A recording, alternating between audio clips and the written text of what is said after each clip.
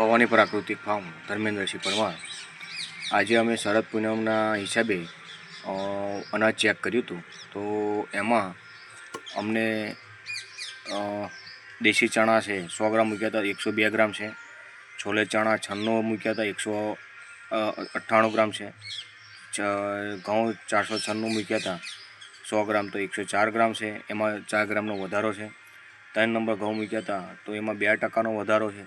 વલિયારી મૂકી હતી, એમાં 2% વધારો છે। લક્ષ્મી ડંગે મૂકી હતી તો બરાબર છે, 100 ગ્રામ મૂકી હતી, 100 ગ્રામ છે।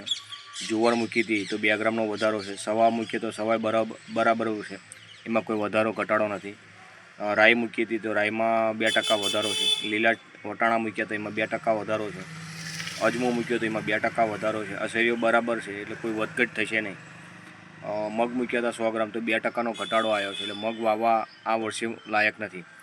અડદ મૂક્યા હતા 2% વધારો છે। મેથી બરાબર છે, એટલે એ વાવવા લાયક નથી, એટલે સમજો કે વાવો એટલું તમે લઈને આવો। કાળી જીરી એ પણ બરાબર છે, એટલે આ વર્ષે મગમાં ઘટાડો છે। જેમાં વધ અને ઘટ નથી થતું એવી લક્ષ્મી સત્તર, સવા, અસેરીઓ, મેથી, કાળી જીરી આ કોઈમાં વધારો થતો નથી, તો આ વસ્તુ વાવી નહીં। જેમાં વધારો આવ્યો છે 2%નો, તો દેશી ચણા, છોલે ચણા 3 નંબર, વલિયારી, જુવાર 496 ઘઉં, અને સૌથી વધારે ઘઉં આવ્યા છે 496 ઘઉંમાં, એમાં 4%નો વધારો છે। અને તલમાં આવ્યા છે 12%નો વધારો।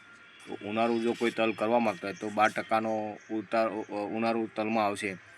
અને બીજું ખાસ આ એટલા માટે બનાવવાનું છે કે જેથી કરીને લોકોને પરેશાની ના થાય, અને આવનારો સમય કુદરત તમને કેવી રીતે બતાવવા માગે છે એની ઉપર છે। જય ગૌ માતા।